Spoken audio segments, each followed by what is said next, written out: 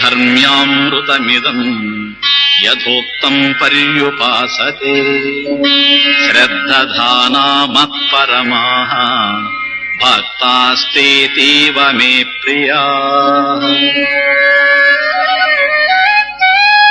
శ్రద్ధావంతులై నన్నే పరమగతిగా భావించి ఇంతవరకు నీ తెలిపిన ఈ ధర్మ స్వరూపమైన అమృతమును ఎవరు సేవిస్తున్నారో వారు నాకు అత్యంత ప్రియులు. ఏ తు ధర్మ్యామృతమిదం యథోక్తం పర్యుపాసతే శ్రద్ధధానా మత్పరమాః భక్తాస్తే తీవ మే ప్రియాః. 20. ఏ తు ధర్మామృతం ఇదం యథోక్తం పర్యుపాసతే శ్రద్ధధానా మత్పరమా భక్తాతేంతీవ మే ప్రియా. అర్జున, ఈ ధర్మము అమృత స్వరూపము. నా భక్తులు శ్రద్ధావంతులై నన్నే పరమగతిగా భావించి నేను చెప్పిన ఈ ధర్మాన్ని ఆచరిస్తారు. అందుకే వాళ్ళు నాకు అత్యంత ప్రీతిపాత్రులు. వ్యాఖ్య: ధర్మామృతం, ఇది ధర్మ్యామృతం. ఈ అధ్యాయంలో బోధించబడింది ఇదం యథోక్తం ధర్మ్యామృతము. ధర్మ్యామృతము అంటే ధర్మ్యరూపము మరియు అమృత స్వరూపము అని అర్థము. ధర్మము నుండి తొలగనిది, వేరు కానిది కనుక ధర్మ్యం, ధర్మాత్ అనపేతం ధర్మ్యం. ఇది అమృతత్వానికి కారణం కావడం చేత అమృత స్వరూపము, అమృత హేతుత్వాత్. జనన మరణాల నుండి ఉద్ధరిస్తుంది కనుక ఇది అమృత స్వరూపము. కనుకనే భక్తి అమృత స్వరూపము అన్నాడు భక్తి సూత్రాలలో నారద మహర్షి. అమృత స్వరూపాచ, భక్తి అమృత స్వరూపము. భగవంతుడు అమృత స్వరూపుడు, భక్తుడు కూడా అమృత రూపుడే. కనుకనే ఈ భక్తియోగం అనే అధ్యాయంలో అమృత వర్షం కురిసింది. అమృత స్వరూపమైన భక్తిని అనుష్ఠించిన వారు అమృత స్వరూపులవుతారు. భగవంతుని పరమగతిగా భావించి మత్పరమాః శ్రద్ధావంతులై శ్రద్ధధానాః భక్తి చేసేవారు భగవంతునికి అత్యంత ప్రీతిపాత్రులు, అతీవ ప్రియాః.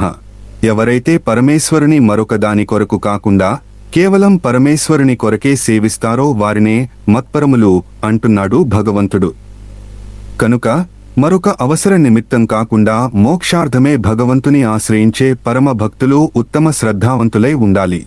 భగవంతుని యందు భగవంతుని స్వరూపాన్ని ప్రామాణికంగా అందించే శాస్త్రమునందు ప్రమాణాన్ని సుస్పష్టం చేసే సద్గురువు నందు అచంచలమైన విశ్వాసాన్ని కలిగి ఉండటమే శ్రద్ధ. శ్రద్ధ గలవారు ధర్మామృతాన్ని పానం చేస్తారు. శ్రద్ధావంతులకే జ్ఞానామృతం ప్రాప్తిస్తుంది. శ్రద్ధావాన్ లభతే జ్ఞానం. కర్మయోగులు సాధనా రూపమైన భక్తిని ఆచరిస్తారు. జ్ఞానయోగులు సాధ్యరూప భక్తిలో అలరారుతారు. కర్మయోగులు ధర్మాచరణంలో శుద్ధిని పొందుతారు. జ్ఞానయోగులు అమృత సిద్ధిని పొంది శోభిస్తారు. యోగులు ఆచరించే ధర్మము అమృత స్వరూపమైన జ్ఞానానికి హేతువుగా ఉంది. కనుక కర్మయోగుల ధర్మమును, జ్ఞానయోగుల అమృతమును రెండిటిని కలిపి ఈ అధ్యాయము ధర్మ్యామృతముగా అందించింది. ధర్మ సంబంధమైన ఈ అమృతమే మోక్ష హేతువుగా ఉంది. ధర్మరూపంగా శోభిస్తూ అమృతత్వానికి సాధనం కావడం చేత అమృతమైంది. అమృతము వలె ఆస్వాదింపబడుట చేత కూడా అమృతమైంది. అక్షర రూపులైన అవ్యక్తోపాసకులు ఆస్వాదించేది అమృతమే. అమృత జ్ఞానం చేత ఏ అద్వేష్టృత్వాది లక్షణాలు శోభిస్తున్నాయో అవి జ్ఞానికి సహజ లక్షణాలేగాని సాధన రూపాలు కావు అని వార్తికాకారుని అభిప్రాయం కూడా. స్లో ఉత్పన్న ఆత్మావబోధస్య హి అద్వేషృత్వాదయో గుణాః అయత్నతో భవస్త్యేవ నతు సాధన రూపిణః. ఆత్మజ్ఞానము కలిగిన మహాత్మునిలో అద్వేష్టృత్వాది లక్షణాలు ప్రయత్నము లేకుండానే శోభిస్తూ ఉన్నాయి. అవి సాధన రూపాలు కావు అన్నది వార్తికము. అక్షర రూపమైన అవ్యక్తోపాసనను సాగించే జ్ఞానులు భగవంతునికి మిక్కిలి ప్రీతిపాత్రులు. అర్జున, ఆత్మవిదుడైన భక్తునికి నేను మిక్కిలి ప్రియమైన వాణ్ణి. అతడు కూడా నాకు అత్యంత ప్రియుడు. ప్రియోహి జ్ఞానినో త్యర్థమహం స చ మమ ప్రియః 7-17 వరకు. అలాగే సగుణారాధకులైన విశ్వరూపోపాసకులు జ్ఞానశుద్ధి ద్వారా పరమేశ్వరునే పొందుతూ ఉన్నారు. కనుక అట్టి అనన్య భక్తులు కూడా భగవంతునికి మిక్కిలి ప్రియులు. మద్భక్తః మే ప్రియః.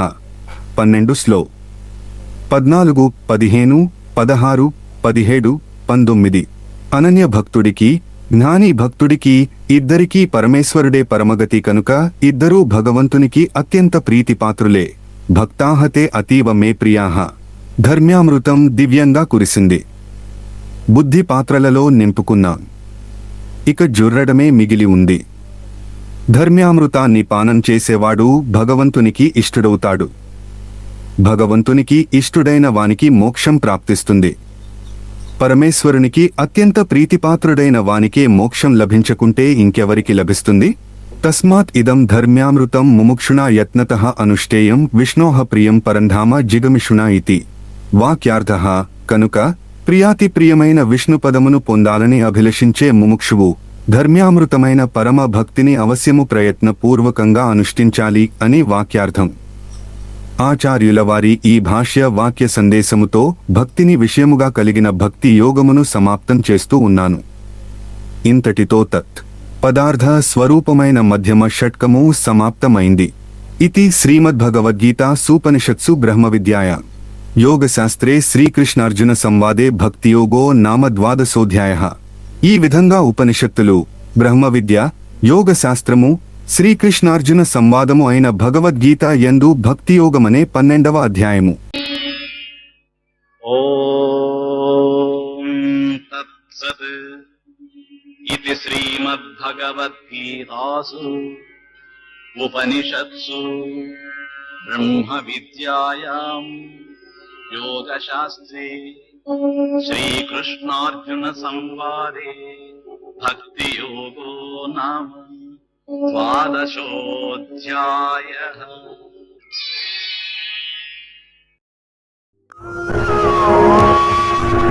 యదా యదా హి ధర్మస్య గ్లానిర్భవతి భారత అభ్యుత్థానమధర్మస్య తదాత్మానం సృజామ్యహం.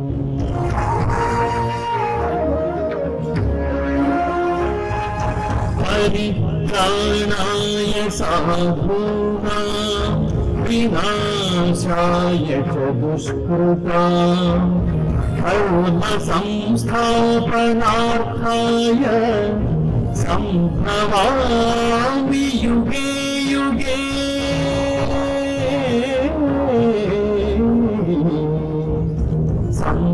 సంభవామి యుగే యుగే.